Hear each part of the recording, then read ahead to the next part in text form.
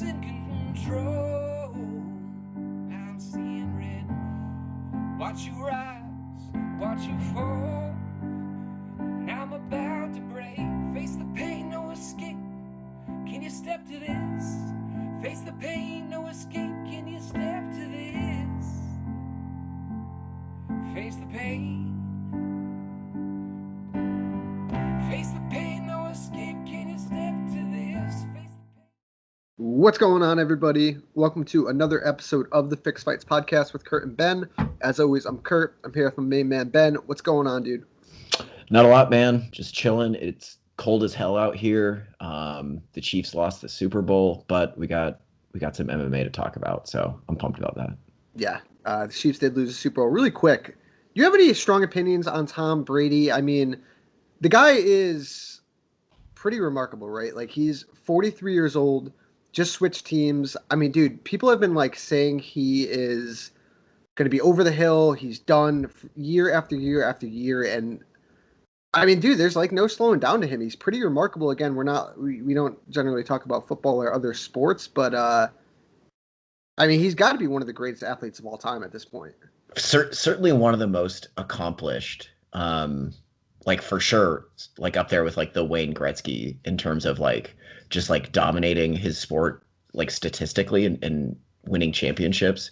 To bring it back to MMA, I will say one of my colleagues at Fansided, I think it was Zane Bando, wrote a piece that was essentially who is the Tom Brady of MMA. And his opinion was John Jones. And I agree with that, but we're still like if John Jones continues to kind of bend the rules and be a bad guy and also win championships like for the next 5-6 years, that's like, because I feel like, I mean, outside of New England, I feel like most of the country kind of despises Tom Brady. And John Jones is getting there, but he's also still like dominating. So, yeah, it's I would say John Jones. I would say GSP is pretty damn close, although he had that long stretch off and he only came back for the one fight. Habib might have been able to do it, but obviously he is retired now. I think John Jones has got to be the closest. And again, especially if John goes up and wins the heavyweight title and defends it. I mean, dude, there's a statistic that floated around the other day that John Jones has fought in only 5-round title fight main events since 2010. It's wild. 10 straight years. I mean, yeah, John Jones is the GOAT for me, but is he going to get to that Mount Rushmore level with, like you said, Wayne Gretzky, Tom Brady, Michael Jordan, LeBron James? I don't know, but he's young enough to do it, I think. So we will see. Yeah, it's all about the staying power. I mean, that's what sets Tom Brady, right? Like just 10 years ago, Tom Brady was an incredible quarterback, but the fact that he's still doing it, it's the staying power that makes those guys like the best. I mean, I'd have to fact check myself, and I could easily, but I'm pretty sure I'm right about this. But I believe Tom Brady won his first Super Bowl in 2001. Yeah. Like 20 years ago, and now he just won another one at 43 years old, and he says he's coming back next year. So at this point, it's like good on him. Might as well, right? Good on him. Yeah, it's good for him. I mean, I'm sad that he beat the Chiefs, I guess, but yeah. I'm not really a football fan, so I can't have any. I don't have enough room in my heart to feel sad about that, I guess. I feel you. All right, let's talk some MMA. We did have an event this weekend. Kind of a sad one, man. If you're an old school fan, like we both are. Alistair Overeem loses in the main event. Frankie Edgar loses in the co-main event. Let's get more in depth on them. And I think these two guys kind of like tie into each other, and we kind of have the same discussion about both. Let's talk about the main event first, and specifically Alistair Overeem. Actually, let's talk about Volkov first. Volkov won the fight. He deserves a shine. He stops Alistair Overeem in the second round. And honestly, this is probably the best Volkov we've seen. And we talked about last week about how we both weren't sure if Volkov is that guy. Is he elite? I think this answered the questions. Alistair Overeem, sans the Jairzinho Rozenstruik fight, would have been on a 5-fight win streak. And, dude, Volkov looked really good. He kind of buzzsawed through him, showed some power that he hasn't really shown. Great striking from distance. He said he's been working a lot on his wrestling. and he kind of wanted to show that. It just didn't, and honestly, the same with Corey Sandhagen. As a matter of fact, I think both these fights kind of had a lot of parallels towards each other, but I think Volkov sets himself up for a big fight.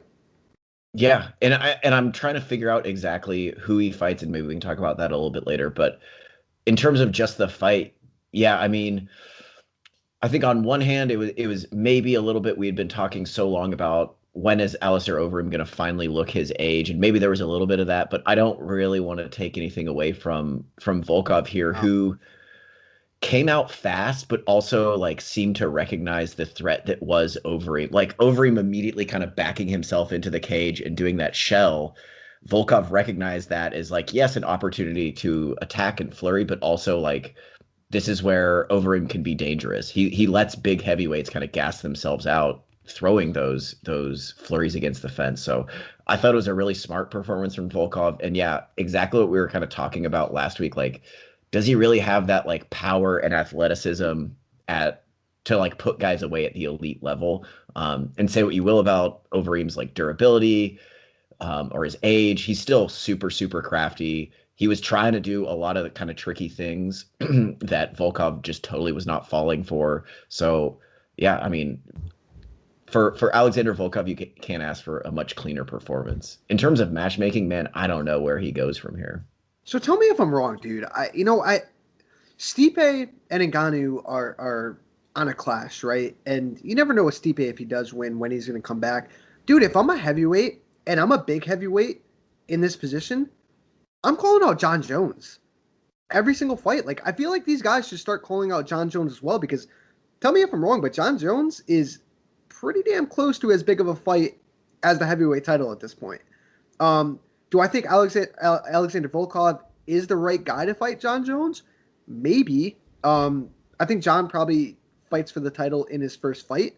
Maybe if Derek Lewis ends up beating Curtis Blades, you could run that back with Volkov. You could also do the winner of Cyril Gane and Jairzinho Rozenstruik. That would be a good one for Volkov. I don't think he's next in line for a title shot, but another good win. I think he's right there. Yeah, I'm with all that. I think the fight that I like most is the last one you mentioned, which would be the winner between Rozenstruik and Cyril Gane. Especially if they want to push Cyril Gane. If he gets that win over Rozenstruik, another kind of win over Volkov would really be huge for him. But yeah, I would be shocked if Volkov is for sure not the type of guy to like call anybody out or talk any type of trash, but I'm with you. Like any of these guys in the top 10, if you're a heavyweight and you win a fight, why would you not call out John Jones? Right, exactly. I mean, clearly they all want the title shot, but if you fucking beat John Jones in his heavyweight debut, you're going to get the title shot and a humongous payday. So yeah, it would have been cool to see Volkov call him out. I mean, I could totally see Derek Lewis calling out John Jones if he wins. I could see a lot of guys calling out John Jones for that matter. I think John is probably the only guy outside of Conor McGregor currently that can headline a pay-per-view with no title on the line. Especially at heavyweight, because that's a huge story just in and of itself if he goes to heavyweight. Like, I'm going down the line. I really don't, maybe like an Adesanya if for some reason. But again, like his foil without a title would probably be John Jones, right? Like, I feel like John Jones is like the one guy outside of Conor McGregor where you can put in a heavyweight main event, no title on the line, and you got no problem with it. He's achieved that status for sure. I think he has achieved that status. So yeah, I mean, dude, impressive stuff for Volkov. I think he answered a lot of questions for us. I do think he is elite, and I think he deserves a big fight next. And as for Alistair Overeem, man, like I never want to be the guy sitting on my couch telling a guy to retire, but for me, it seems like Alistair should retire. And it's not necessarily that like, he's washed or anything, but I think he labeled this fight and this thing as like one more run, right? He wanted one more run to the title. He's 41 years old with a ton of miles on his body. Sans something crazy happening where he gets slid into a title shot randomly, for him to get back to a title shot with, if Curtis Blades wins, John Jones is in the division, Volkov just beat him, it's going to be very, very hard for him to get back to a title shot. Maybe he takes one or two more fights just to, have that crazy farewell. But I wouldn't mind seeing him hang him up, man. Especially, the one final run didn't finish with the title. I wouldn't mind it. Yeah, like you're saying, the way he had been talking about this kind of makes me think he's going to retire as well. But there's kind of two sides to Overeem.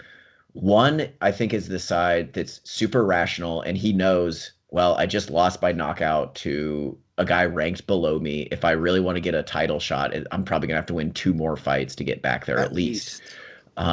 And he's pretty realistic. Like, he's not like Diego Sanchez in 2019 saying he's going to fight for a title. You know what I mean? Like, Alistair Overeem understands where he is in the division. But I think the flip side to that is he's a guy who like just genuinely loves fighting. There's a reason he's been doing it so long. There's a reason I think he likes to change camps so much because it feels fresh to him. So I don't know. The rational Alistair Overeem, I think, says, you know what? If I'm not fighting for a title, why should I be fighting at all? And he probably realizes that's not going to happen in his future. But you also constantly hear him talk about, well, this is just what I love to do. So if he really loves to do it and he misses that crowd, I could also see him, I don't know where he's at on his UFC contract, but I could also see him kind of riding off to the sunset in outside of the UFC in another promotion, taking fun fights, go to fucking Bellator and fight Fedor or something. I could see him doing that. It's a little bit harder for me to see him continue to fight like contenders in the UFC. Maybe he waits out the Rosenstruck Gane fight, and if Gane does win, he tries to avenge that Rosenstruck loss for his final fight. I could see something like that happening, and I think, that is a winnable fight because, I mean, he won literally 24 minutes and, 55 seconds of that fight, Yeah. you know what I'm saying, before he got knocked out. So we'll see. And then on the flip side, if we look at Frankie Edgar first, I don't think Frankie is in the same boat as Alistair Overeem, right? Frankie never mentioned retiring. This was a tough one to watch, man. It's tough when a guy like Frankie that is so genuine, so nice, such a veteran of the sport just gets, honestly, just flatlined like that. But there wasn't a lot to see in that fight. I think it was really, Frankie was coming in, right, which was a beautiful setup by Corey Sandhagen. I think it just hit him on the button and it put him to sleep. So I don't think we can tell enough to where we say, yeah, Frankie's got to retire, right? Because he just came off a 5-round war over Pedro Munoz, who's an excellent fighter. I'd like to see Frankie still keep going. And the fight for me, whether he gets past Casey Kenny or not, I'd love to see Frankie fight Dominic Cruz at 135. Dude, I think that fight would be absolutely awesome. And a great fight for both of those guys. Yeah, I'm still with you on the Dominic Cruz fight for him, win or lose, whatever Dominic Cruz does next, that's a fight that makes a ton of sense. And yeah, I think Frankie, at least shortly after, posted something on his social media, essentially saying like, I'll be back. Like, he is not even, I think, thinking about retirement, even though, good Lord, that knockout, like, yeah, I don't know how to break down that fight really, other than like, I think it's a huge credit to Corey Sandhagen's athleticism and skill to be able to place, literally, was that the very first strike he threw, even to be able to place that like perfectly on his chin, just like straight from the jump, I think is so impressive. But yeah, Dominic Cruz, I think, would be a good opponent for Frankie. I also get the sense like he doesn't really care who he fights. I think he's going to fight whoever they ask him to. If they ask him to fight, I mean, I'm looking down these rankings here. Asuncao, Cody Stamen. So like I could see him fighting whoever they ask him to fight, just because that's kind of is who he is and who he's been basically his entire UFC career. But for sure, a Dominic Cruz, Frankie Edgar fight, fucking that could headline a fight night card. Absolutely. Even if Cruz loses his next fight and both guys are coming off losses, like I think plenty of people are going to tune in to see that. Frankie Edgar is a guy who is not a megastar for sure, but there's a bunch of fans that are hardcore Frankie Edgar fans. Yeah. And they will always tune into him. And that's that like baseline level audience that he has. Well, the thing with Frankie is I think at this point we need to separate ourselves from ever thinking that I think he's past getting title shots, right? I don't think he's ever going to get another title shot. And I think, kind of like you said, just next man up, fun fights. Let's see it, man. I thought he looked really good again at 135. Yeah, really good. Too. Like, I'm still surprised that he was a fucking lightweight champion because he looks just completely normal, filled out, but not overdrawn at 135. I almost want to say I would like to see him fight Aldo again at I mean, 135. I thought both of their first two fights were very good. Aldo's looked good at 135. Frankie's looked good at 135. I know Aldo's beat him twice, but I think those guys just make for great matchmaking and a great fight.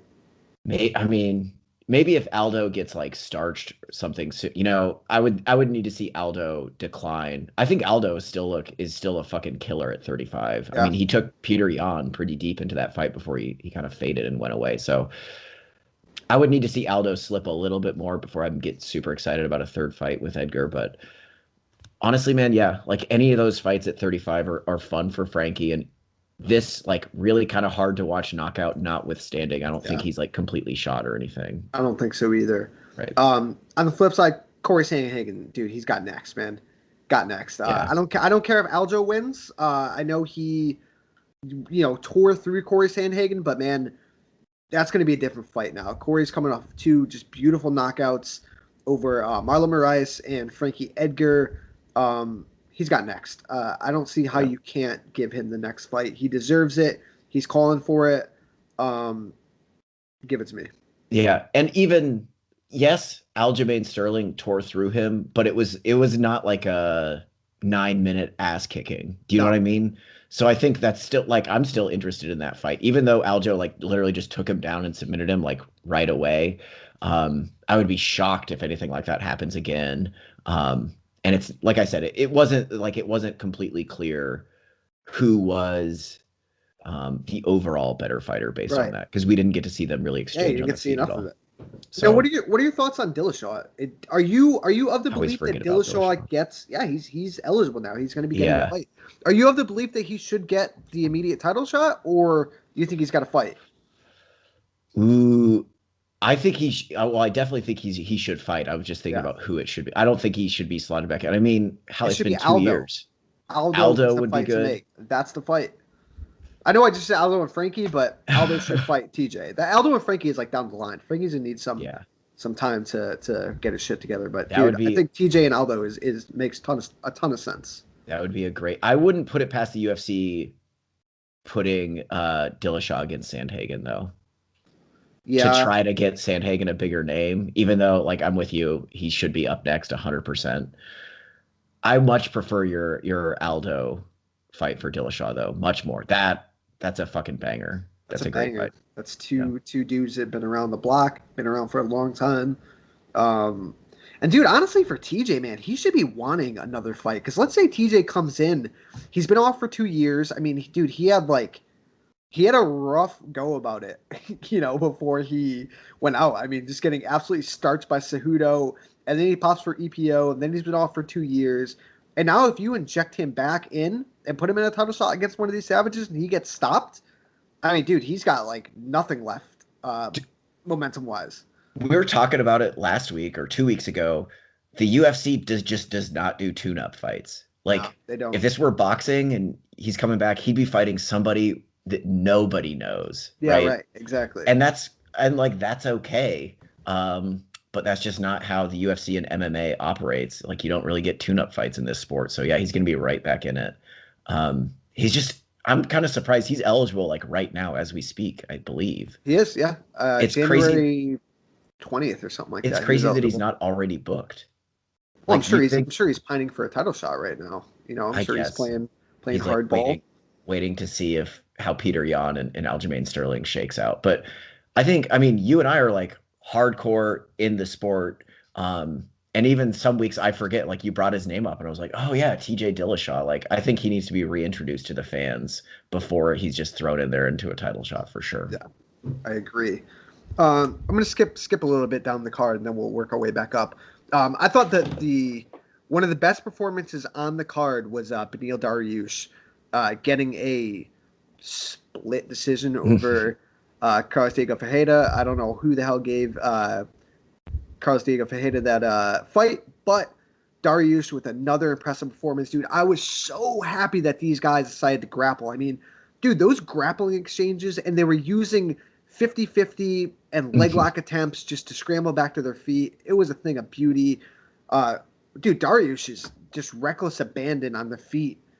I mean, yeah, it might He might pay for it eventually, but not in this fight. Not in his last couple fights. I mean, that's where he got in trouble with Tamer back in the day. Yep. Tamer rocked him, and then he came back like a fucking Terminator. He sets himself up for a big fight. He deserves a big fight. And it's crazy that these guys coming in were like the 13th and 11th ranked guys, both on 5 and 6 fight win streaks. I mean, that lightweight division is absolutely insane, man. Who do you want to see for Dariush? That's a great question. You look at, because if you look above him, it's kind of hard to matchmake for him. I think, does RDA have a fight booked right now? Well, here's the thing. I called for RDA the other day, but aren't they teammates through Kings? You're correct. You're 100% correct. That was the first fight I thought about. Then when I thought about it, I'm like, ah, shit, I think they are teammates. I mean, the issue is then, like, looking up, it's hard to think of a fight that makes sense for him looking up, unless maybe Dan Hooker, who's coming off a loss. Yeah, Dan Hooker's a good one. But otherwise, if you look up the rankings, and right now, as we talk, Dariush is 9, 8 all the way up to the champion Khabib Nurmagomedov is like, I feel like none of those fights really make sense for him. Dan Hooker is a possibility. I also think Paul Felder, who's technically below him, is a bigger name. It is. I don't think Felder's taking that fight, though. I think Felder's only going to take certain fights at this point. I mean, maybe Kevin Lee. Oh, that could be a fun one. Yeah, there's definitely options. It's the issue for Dariush is there's just not a lot of options. If you look rankings-wise above him, I don't think. Dude, I'm with you. Like, maybe the recklessness on the feet will hurt him, but anytime you get a jiu-jitsu guy that can wrestle like he can, I'm pretty excited. And I was pretty impressed with, like, yes, his scrambles, being able to scramble with Ferreira here, I thought was pretty impressive.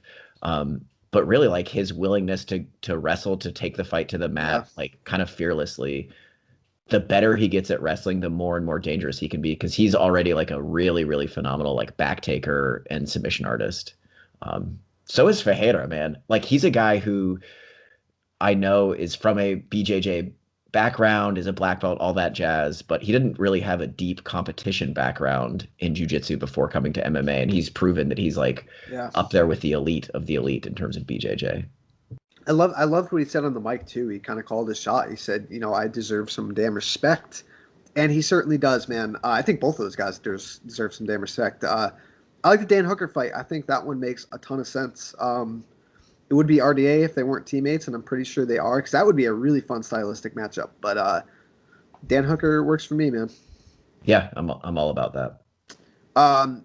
Dude, I think we are both super excited about Manel Kape's debut, especially going against a stud like Pantoja, but fought a very, very weird fight. I feel like Manel Kape, because Manel Kape fought very good in burst, right? He got takedowns at the end of the rounds. When he actually did throw punches, he was landing.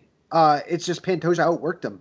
And that's something that Manel Kape is going to have to fix, because I still think he could be a player in this division, but a very weird debut performance for him. Yeah, and I'm pretty sure you tweeted about it too, that Kape should have gone to the takedowns more often. Yes, earlier.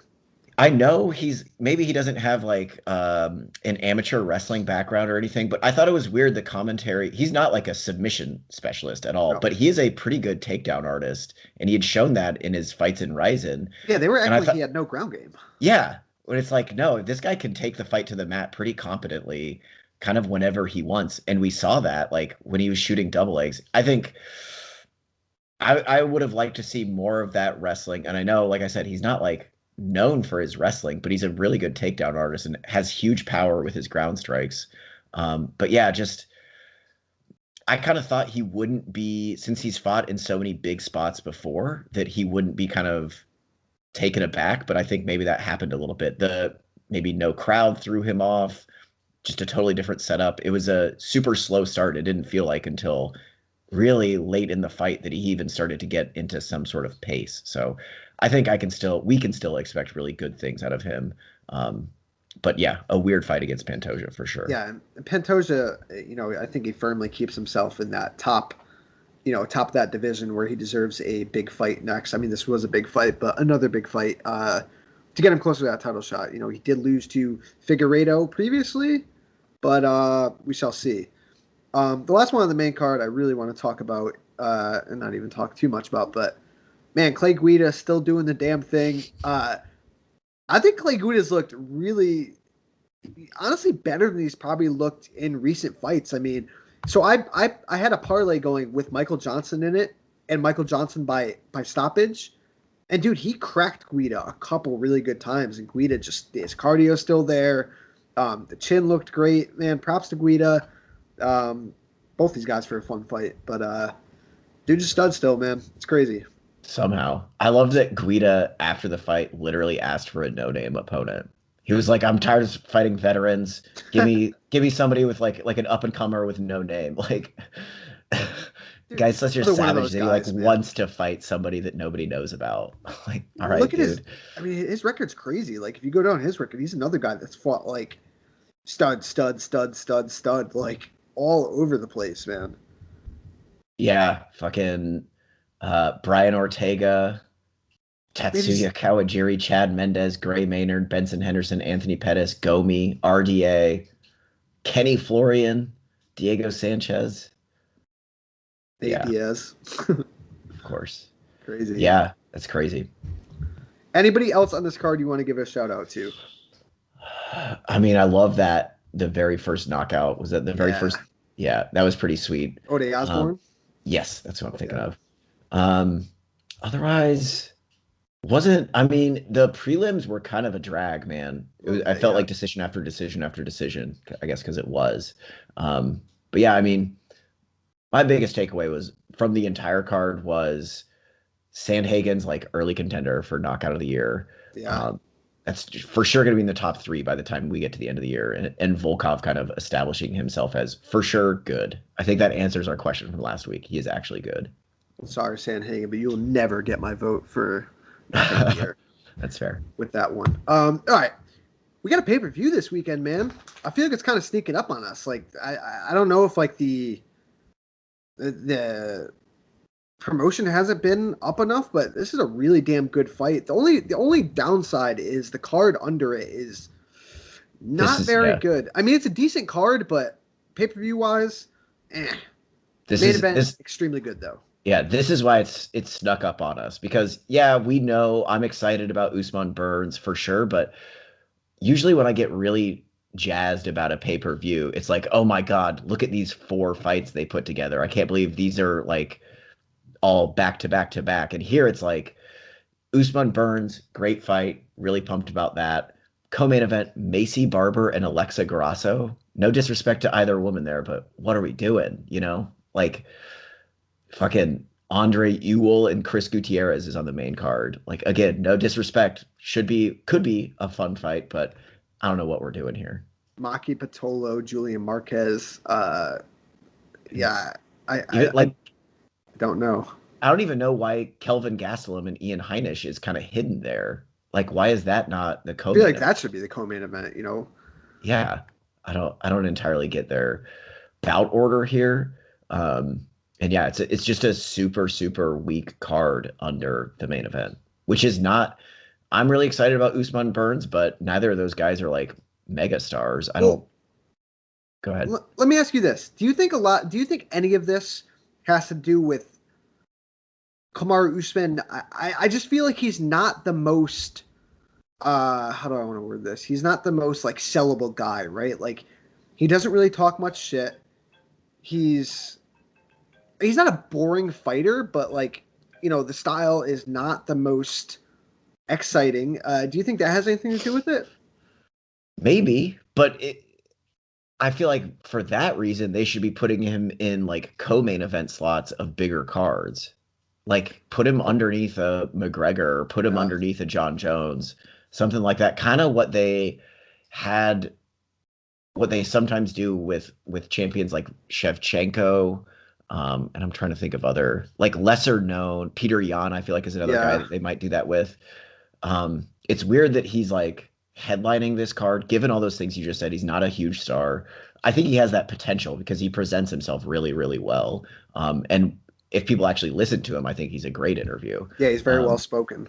But yeah, he's not a huge star, so it's kind of weird that they're like asking him to basically anchor this entire card. I mean, dude, the fight honestly though is very very good. I don't like. I'm having a hard time like really envisioning how this fight's going to go. Gilbert Burns improved striking, excellent on the mat, but Kamaru Usman is built like a brick shithouse with excellent wrestling. He's just strong as an ox. I don't see how Burns can get this fight to the mat unless Kamaru takes it to the mat. And on the feet, honestly, you know what, dude? This fight could turn out randomly like the Usman versus Covington fight, where we expected some grappling, and these guys just went to war on the feet. And Usman proved that he has a great chin. So it honestly might turn into that, And if it does, like, I lean towards Kamaru having the better striking. I think he's a more basic striker. Burns is a little bit more explosive, but Usman does throw some bungalows. He's got a good 1-2. He works behind a decent jab. Do you think this fight hits the mat at all? I do. And I think Usman takes it there. And I think he's going to be pretty kind of conservative when he takes it there. My thing is Usman is a guy who is like perfectly happy to spend plenty of time beating you up against the cage. I was just going to say that it could turn into 5 rounds of that as well. And I'm sure Gilbert Burns is aware of that. And obviously we'll talk about like the fact that they trained together for so long and the camp changes, but I'm sure Gilbert Burns is aware of that. But even like Gunnar Nelson was able to put Gilbert Burns against the cage for stretches in their fight. A very beat up Tyron Woodley was able to do that a little bit. So, and I think Usman is the absolute best in the world at getting the fight to the cage safely, like without taking damage. And really like beating guys up there to the point that they either can't defend the takedown anymore or attack on the ground, or they're too exhausted to throw with any power. So I think it could turn out like an Usman Covington type of matchup, but I do think that was kind of indicative of the Henry Hooft trained Kamaru Usman. Whereas I think now with Whitman, and Team Elevation, I think Usman is going to be a little bit more conservative, and we saw that a little bit against Masvidal. He was a lot harder to hit against Masvidal. He was a lot harder. I think that was my biggest takeaway. So I think he's going to be a little bit more measured here than he was against Covington, for example. But who knows? I mean, they've trained together a lot. I'm curious, kind of what I'm trying to sort out, like how that's going to affect this fight at all. The fact that they have spent so much time in the training room together. That is a good point, and it's very interesting.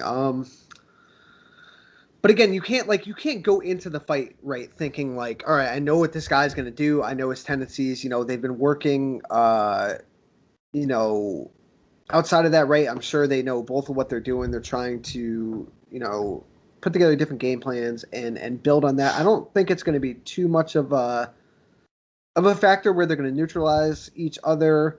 I also think you brought up the Masvidal fight. I think Usman is would be a little bit more wary of standing for long periods of time with Masvidal as opposed to Gilbert Burns. And that's no knock on Gilbert Burns, but Masvidal is just a very, very good striker with a lot of power. I think Usman gets this fight. Wins this fight pretty handily. I think he's going to do a lot of work against the cage. I think he's going to strike when he needs to. I'm teetering on the brink of whether it's going to be an absolute banger like Colby Covington or it's going to be a measured, beat him up against the cage approach. But I'm going Usman by decision. I just there's not really that many holes in this game that Gilbert Burns is going to be able to expose. I'm with that, man. Like 100%. I think we'll have a best bets show on Friday, I'm sure, but where we'll talk about the odds. But I actually expected the odds to be wider than they are. I think Usman. Yeah, what are they? I just had him up. I didn't mean to interrupt you. I'm sorry. No, that's okay. Usman is like a minus 280 favorite. And I like that's a wide favorite, but it's just so hard for me to see Gilbert Burns having a path to victory here. I think we are still, when I say we, I mean I include myself, tending to underrate Kamaru Usman because he doesn't have these like humongous finishes. He's not he doesn't have these like epic knockouts or some like the Colby Covington fight was super exciting. I guess that's on his mantle, but I think we're tending to underrate just how fucking dominant Kamaru Usman Yeah. is once he gets his hands on somebody, and that includes Gilbert Burns, no matter how good his jiu-jitsu is. Um, I see Usman consistently kind of putting Burns on the back foot. Even if it turns into a firefight, I think that's a firefight that Usman wins. But instead of continuing to engage in that firefight, I think Usman uses that like pressure and willingness to engage to put Burns against the cage where he's going to beat him up. I also think the camps are like, so if you think about it this way, Usman left whatever Sanford MMA, aka Yeah. Hard Knocks 365. So you got to think like he knows exactly how Burns is preparing for this fight. He knows That is what true. Burns likes to do. Whereas Burns, it's much more of a mystery as to what Usman is doing and how Usman is preparing for this fight because he's the one that went to a different camp. I do think Kamaru Usman, his like cage wrestling game is a puzzle that somebody is eventually going to solve. And you would think if anybody's going to solve it, it would be the people that know him really well, like that Henry Hooft camp. But I just that's the Sanford MMA camp is like elite, obviously. Michael Chandler, Gilbert Burns, Kamaru Usman. They like what they're good at though, I think, is producing really confident fighters. They're not really Yeah. great at game planning for specific guys. They teach guys how to do their thing really, really, really fucking well and believe in that really well. They're not really like this, like honestly, like kind of team elevation. They kind of tailor their game plans for specific fighters. So that's a long-winded way of saying I think Usman's going to be a little bit better prepared for this fight. And even all that notwithstanding, I think Usman is just an athletic monster on a totally different level. His chain wrestling is beautiful. His pressure against the cage is beautiful. And even if they're just throwing bungalows, I still favor Usman in that exchange. Yeah, I'm the same, man. I think Usman gets it done. And yeah, the only thing is, the one knock on Usman is just the finishing power, right? Like if Usman could produce some more finishes, I think he would be regarded higher as a champion because he is so goddamn good. He's really good. I would like to see him like this is again, we should talk about this on our best bets show. I'm gonna like crazy shot in the dark. I wouldn't be shocked if you see Usman going after submissions on Gilbert Burns. If he's able to like beat him up like we think he might be able to, who's to say he can't like arm triangle him late in the fight if Burns is truly done. That'd be some shit, huh? I mean, he seems kind of like the type of guy, especially since they were training partners, who he might have some confidence to think, no, I can submit you. Like I've felt you on the ground. And I assume when they're just rolling, Burns for sure gets the better of Usman, but this is an MMA fight. I wouldn't be shocked if you see him kind of going after that. Agreed. Briefly, we could talk about the rest of this card because again, it's not that stacked. Macy Barber taking on Alexa Grosso in the co-main event. I do think Macy Barber is still a bright young prospect. Obviously, she was derailed in her last fight by the great Roxanne Modafferi. She did tear her ACL, so she's coming back after about a year and some change layoff, taking on Alexa Grosso, who looked good in her flyweight debut in her last fight. I favor Macy Barber here, but I'm interested to see how she looks. Facing a tough opponent, coming off the injury, she's still super young. Yeah, I think this will be a really, really close fight. I'm not as high on Macy Barber, maybe as other people, but this will be a good test because Grosso can legit box. So if Macy tries to like really exchange hands with Alexa Grosso, I think she might be in trouble. But by that same token, Grosso is the favorite. Well, yeah, I think because of her Striking, skill right? level, Yeah. but like Grosso still looks small at flyweight. She was never like a big hitter at strawweight even. Like I think athletically she's always going to be at a kind of a disadvantage, especially at flyweight. And Macy Barber is not a small flyweight, so it'll be interesting. I think this is a really, really close fight, is to give you a prediction. I think it'll be some sort of weird decision that kind of takes the air out of the sails. I don't think this will be a super, super fun fight. It could be. I don't want to sell it short now, but I'm not going to be surprised if either one of these ladies wins. Yeah. I do really like the Kelvin Gastelum Ian Heinisch fight. I'm always a big supporter of Gastelum. And Gastelum's like one of those guys, like, dude, he's so hard to get a read on, man. Like, 1 second he's a round away from beating Israel Adesanya and rocking him, and then the next second he's losing in a minute to Jack Hermanson, or he's getting popped for weed, or he's missing weight. He's just all over the place. He's had some great moments in his career, and he's had some really down moments. But I think, he's still young. I think he's only 28 years old still.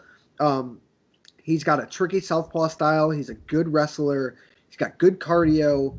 Heinisch is I think we had a lot of expectations on Heinisch coming in. He's got a crazy backstory, but then, the wind kind of got taken out of the sails, losing back-to-back to Derek Brunson and Omari Akhmedov. Beat Striel Meerschaert in his last fight. Riding with my boy Kelvin Gastelum here. I think he gets it done and gets himself back on track. Yeah, I tend to agree with that. Unless he's like you said, kind of has these like kind of bonehead things that pop up from time to time. I think he's kind of like a little bit better version of Ian Heinisch. Agreed. I think better wrestling overall, faster hands, but it's weird. I mean, I guess with Gastelum on 3 straight losses, I could see why this isn't the co-main event, but even this is kind of weird matchmaking with Gastelum on 3 straight losses and Heinisch coming off a win. But so looking down on the card, one fight I'm actually pretty pumped about, and I'm always pumped when this guy fights. Jim Miller's taking on Bobby Green. Bobby Green's actually looked really good as of late. Bobby Green's one of those guys that kind of like Kelvin Gastelum. He's like super hot and cold. He's always had like all this talent, right? But he just never can seem to put it together. He'll go on runs, and then he'll go on runs of losses. Jim Miller's just a consummate professional. He's been around forever. Really like this matchmaking. Again, this is another one of those fights that kind of surprised these guys never matched up, right? They've been in the UFC for a while. They both have a ton of fights. Obviously, I got to go with my boy Jim Miller. Love watching that guy fight. He's a vet, but I like the matchmaking. I'm actually pretty surprised they haven't fought either. However, according to Tapology, they were at least scheduled to fight in 2014.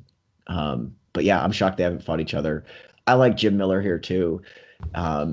He's a guy who might not always physically have the tools, but mentally, skill-wise, he's going to be there like 100%. So I like Jim Miller here, but I think this could turn into a pretty fun little kickboxing match filled with some fun scrambles when Jim Miller goes after the takedown. But yeah, this is good matchmaking for these guys. Still totally shocked they haven't fought before. Yeah, very good matchmaking. Rodolfo Vera is on this card. He is a stud grappler. I believe this is his 3rd fight in the UFC, I want to say. Yes. Yep, 3rd fight in the UFC. Taking on Anthony Hernandez. I imagine Vieira gets him down to the ground and submits him relatively quickly. Yeah, I would agree. Also, Anthony Hernandez, I feel like is not very. He's 6 foot tall. I was gonna say I like met Rodolfo out in Vegas back in like August. Nice. I have no idea how that guy makes 185. He looks like he walks around at like 240. Not even joking. Like he is a fucking tank.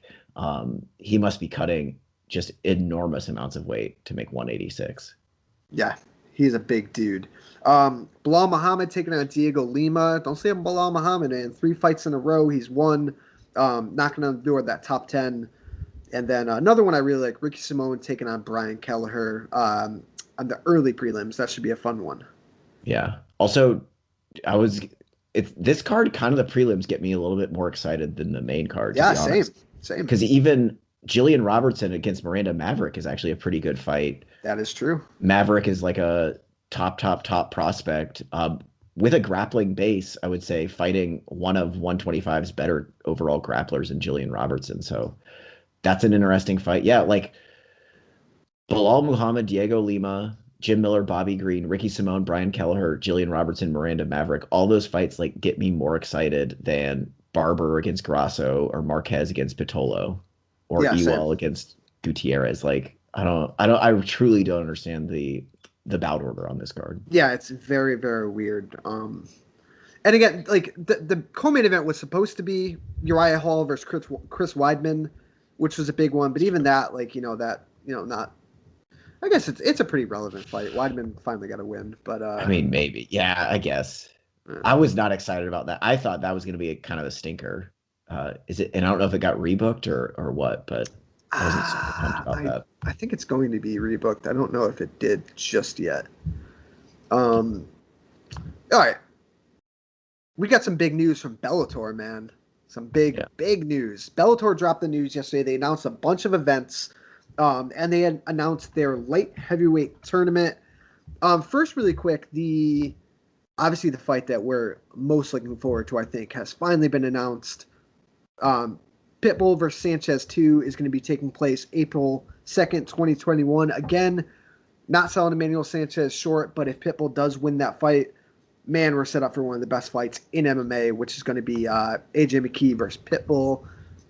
They also announced Juan Archuleta versus Sergio Pettis for the 135-pound title, which is a great fight.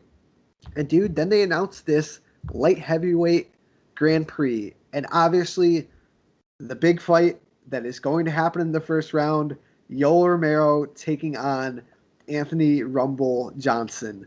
That is going to be taking place on April 16th. The other fights, Ryan Bader taking on Lyoto Machida, Corey Anderson taking on, dude, I don't know if you want to take a stab at that name. Yeah, I'm only going to try the last name. Yagshimuradov? Yagshimuradov? Did I get that right? ACB M1 vet, though. Very solid. Yeah. And then Vadim Nemkov taking on Phil Davis in a rematch for the title. Love it. Love it. Dude, I was thinking about this. Bellator, I'm so hot and cold with Bellator because there's some things I hate about Bellator. Hate their commentary team. Hate it. Oftentimes I hate their like matchmaking. Like what the fuck were they doing with Aaron Pico? You know what I mean? Like what are they doing with Yaroslav Amasov? What are they doing with Logan Storley? Hate that shit. But sometimes they do things that's just so obvious and they get it right. And first of all, they got it right, number one, by putting together another Grand Prix because they realized these are fucking working. Like these are getting people interested because this is now what, their third? They did 170. We're still doing 145, and then now this is 205. They did heavyweight too. They did heavyweight. I forgot heavyweight. Yeah. You're right.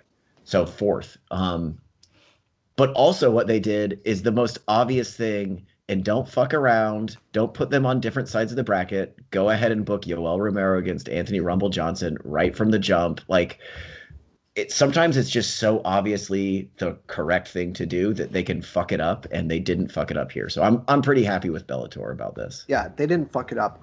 I will say, correct me if I'm wrong, be very, very cautiously optimistic about the Anthony Johnson versus Rumble or Yoel Romero fight. It could be the best thing we have ever seen in our lives, or man, we could be falling asleep by the second round because these guys are not going to engage. Yoel Romero has had some very weird fights in his career. Anthony Johnson has not fought in a long, long time. Again, I'm cautiously optimistic that those guys are going to go out there and throw them bungalows at each other, but we shall see. Well, dude, the takeaway is that we all wanted to see it no matter what. I'm with you that like it could be awful. It could be them like clowning and Yoel like sticking his tongue out a lot and Anthony Johnson being afraid he's going to get tired again, quite frankly, and like being passive. But yeah, they did the right thing here by booking it. I like that they've like already released, the schedule for the entire quarterfinals. Like I'm so pumped up about in a weight class. Bellator has a good 205 division, but worldwide 205 is not a great, at least right now, not a great like top tier division, and they got me excited about it. So yeah. I'm all in on it. And even that, I'm not going to try to pronounce his name again, but the ACB vet, the guy, I was looking at his record, he has a deep record coming into Bellator. Good. The one kind of oddball. So I don't want to say he's a dark horse. Who is he fighting in the first round? He's fighting Corey Anderson. That's a rough fight, but like if you look at but I haven't, like I said, I haven't done like tape study or anything. I haven't looked at his fights, but just like looking closely at his Tapology page and his level of competition, he is real good, I think. Oh man, and honest, dude, they've matched this stuff so good because you're gonna get the winner of Yoel Romero, Anthony Johnson against the winner of Nemkov and Phil Davis. And don't sleep Yeah. on Phil Davis either. That first fight with Nemkov was extremely close.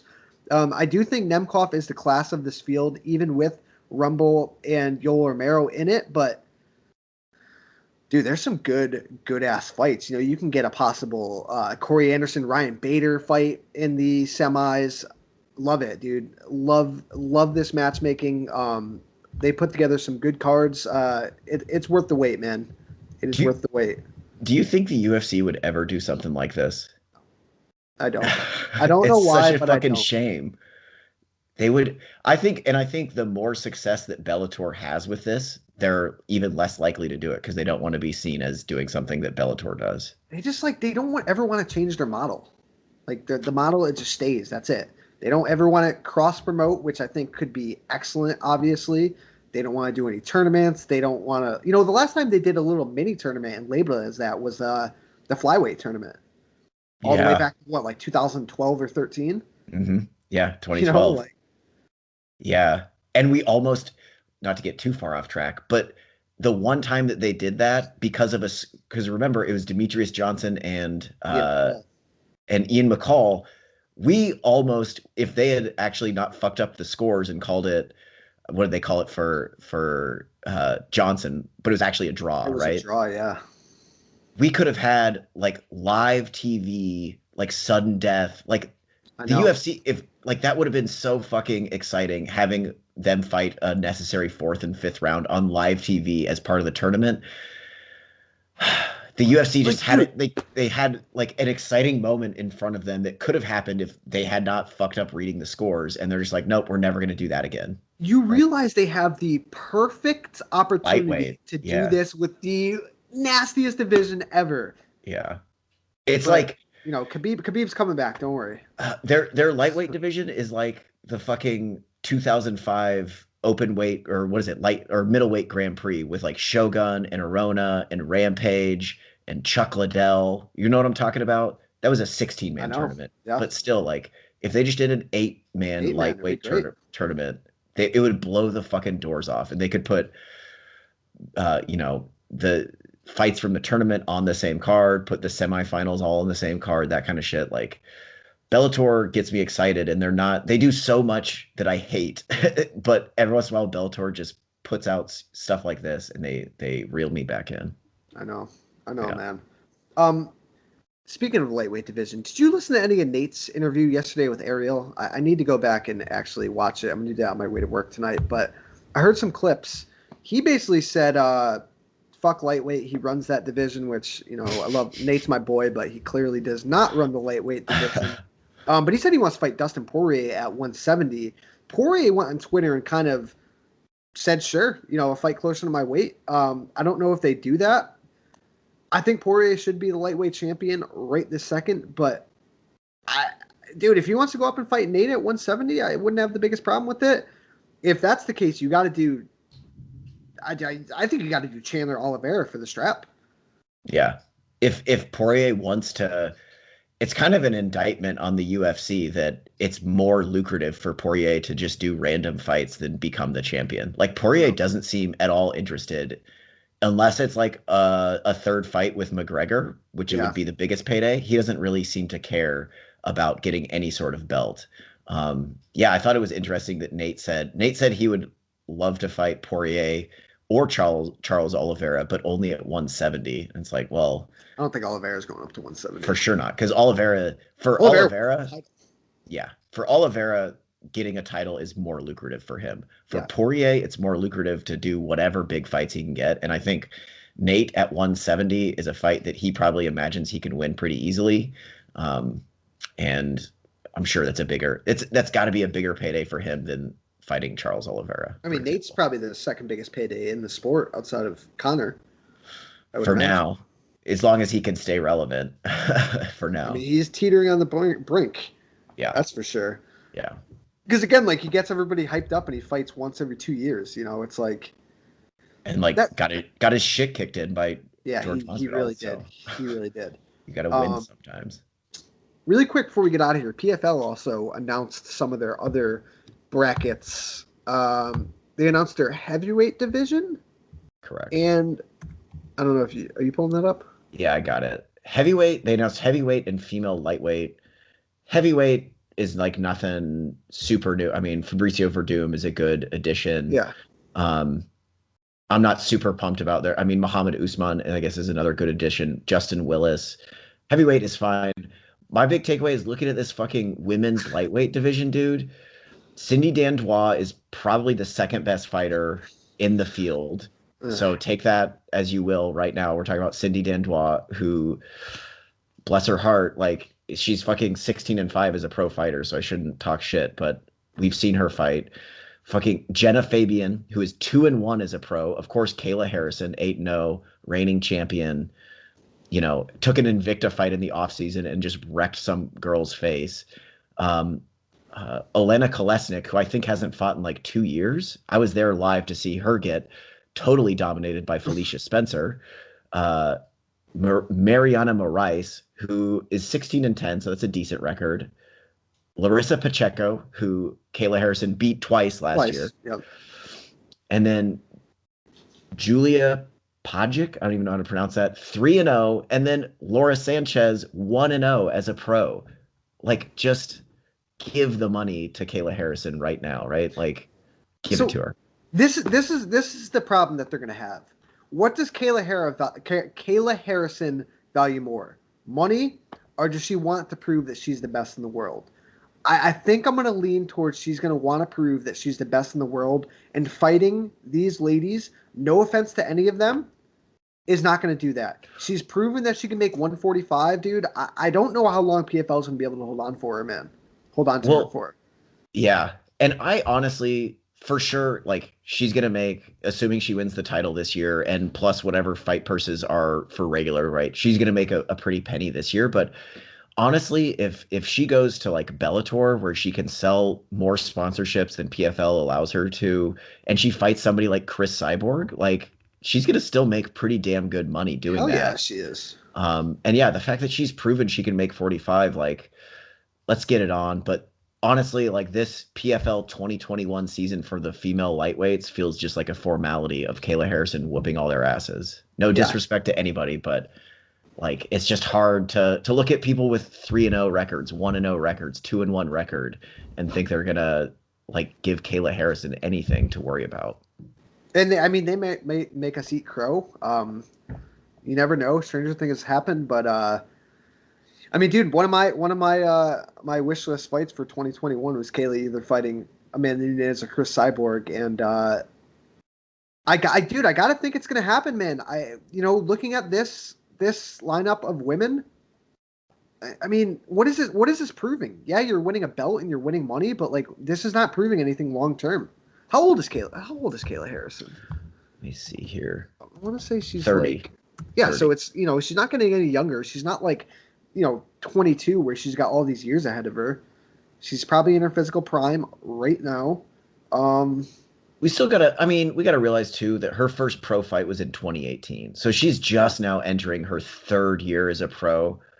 It wouldn't be the end of the world. Let's say she wins this season, and I think that's what, 4 fights or 5 fights.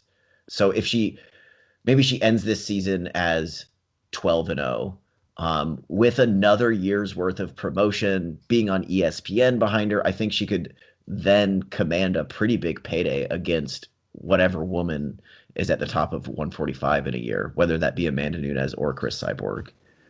So I don't want to rush her too much, but yeah, against this level of competition, like, she could stand for a step up for sure. Yeah, we shall see. I don't got anything else. Do you? I think we've covered that's pretty it for much me. Everything. Yeah. Thank you guys as always for listening. Remember, we are going to be back on Friday with our Best Bets episode, brought to you by mybookie.ag. Use our promo code FIXEDMMA. You can bet on anything, MMA, boxing, football, baseball, basketball, all the major sports. They have tons of props. Check them out. Use our promo code to win some money. We'll talk to you all soon. Follow us on all of our platforms: YouTube, Spotify, SoundCloud, and iTunes. Enjoy the fights. No escape, can you step to this? Face the pain.